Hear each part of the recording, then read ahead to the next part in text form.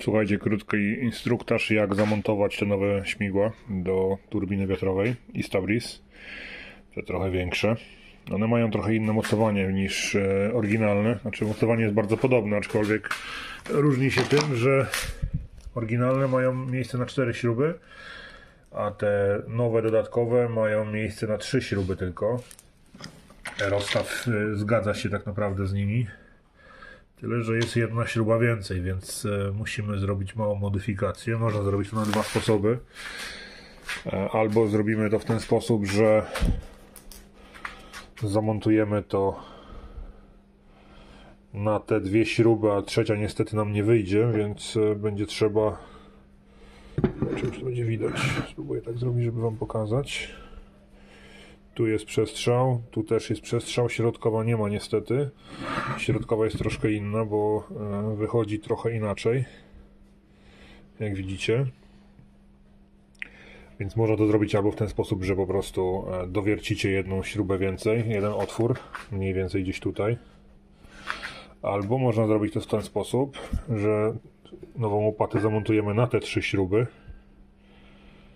i to będzie pasowało. Tyle, że trzeba obciąć dodatkowo nadmiar tej piasty. Piasta będzie, widzicie, tutaj zachodziła. Jak to tak mniej więcej będzie wyglądało, to ona będzie zachodziła trochę na śmigło, więc trzeba będzie to, znaczy na łopatę, więc trzeba będzie ten nadmiar obciąć. No i z tego, co wymierzyłem, już Wam pokażę, to się oczywiście pokaże w praniu, czy dobrze to wymierzyłem. Powiedzmy,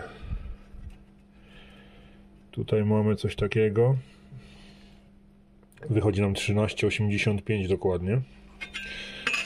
O tyle trzeba skrócić każde z tych ramion tej piasty. Jeżeli weźmiemy sobie śmigło samo, znaczy tą łopatę, to też możemy to zmierzyć. Już pokazuję. No i do tego otworu wychodzi nam też 13,85. Więc tyle myślę, że trzeba będzie skrócić to, żeby ta piasta dochodziła do samego końca, żeby też tu było podparcie, w razie czego.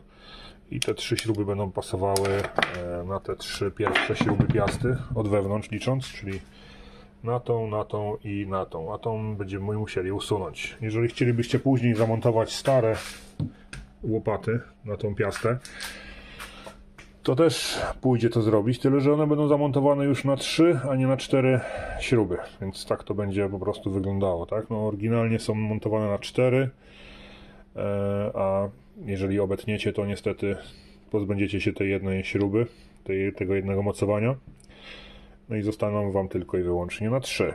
Myślę, że to nie będzie jakiś wielki problem, tym bardziej, że nowe łopaty są większe, cięższe, więc skoro na 3 się trzymają, to te lekkie też będą.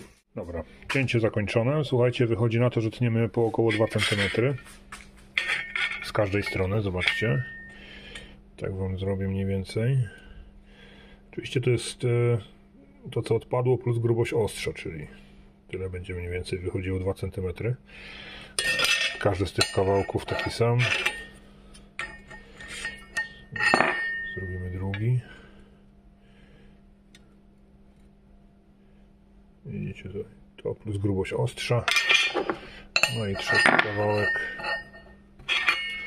trzeci kawałek również około 2 cm, czyli to, co odpadło, plus grubość ostrza. Słuchajcie, zostają takie krawędzie dosyć surowe, więc dobrze jest lekko przeszlifować delikatnie oczywiście, żeby nie zrobić zbyt wielkiej różnicy w wadze z każdej strony, ale też dobrze zabezpieczyć to jakimś smarem później, tak? Jak będziecie montować, bo to niby jest jakiś ocynk albo przynajmniej coś podobnego, ale żeby nie korodowało na przyszłość, to można to delikatnie zabezpieczyć, te ślady cięcia jakimś smarem, tawotem czy czymkolwiek macie pod ręką. Zaraz zobaczymy, jak to będzie wyglądało ze śmigłami. Teraz jak przymierzałem, to już pasuje.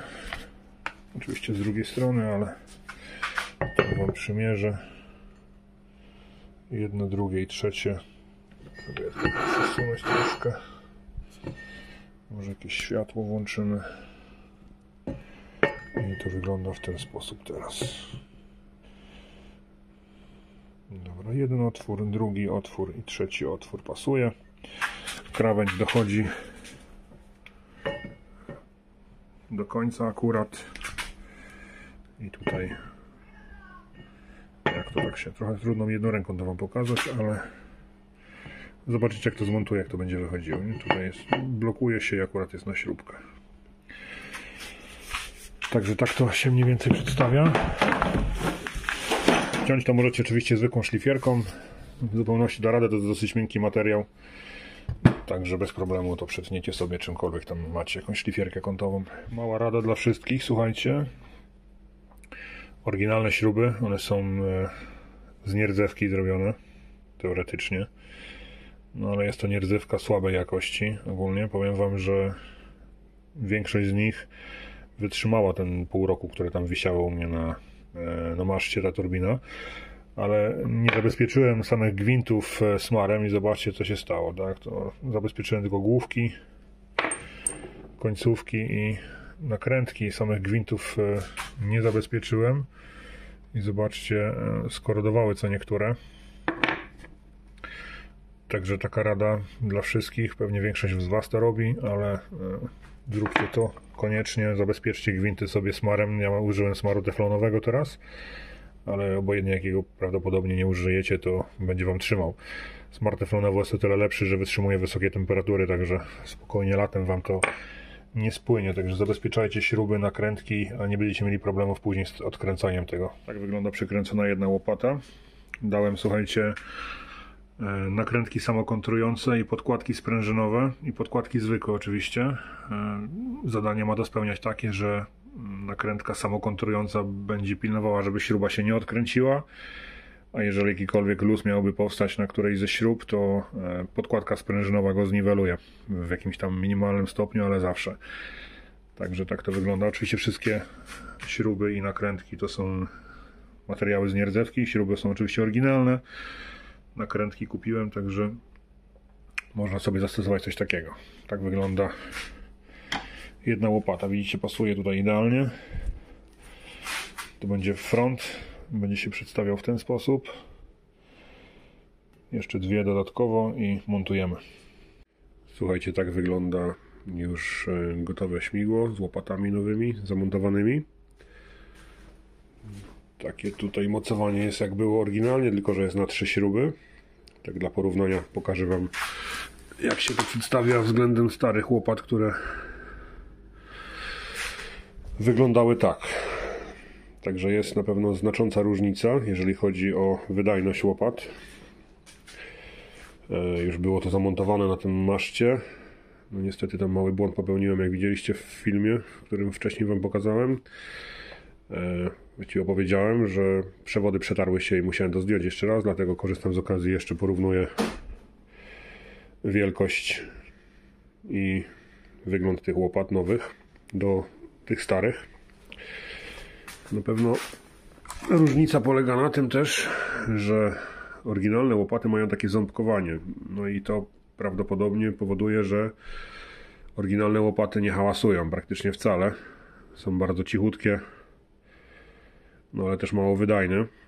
Nowe łopaty niestety nie mają takiego czegoś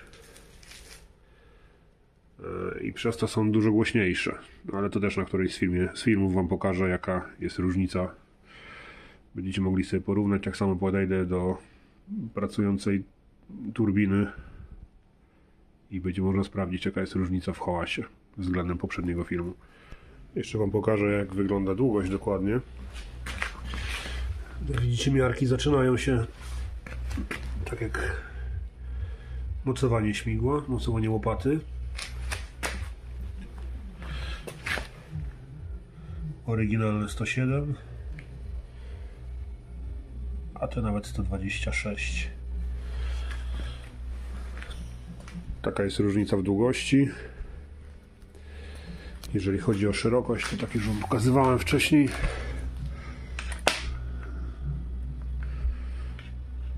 Spróbuję to tak ustawić w miarę. Widzicie, te czarne są dużo szersze, także Dużo większa wydajność powinno być tych łopat.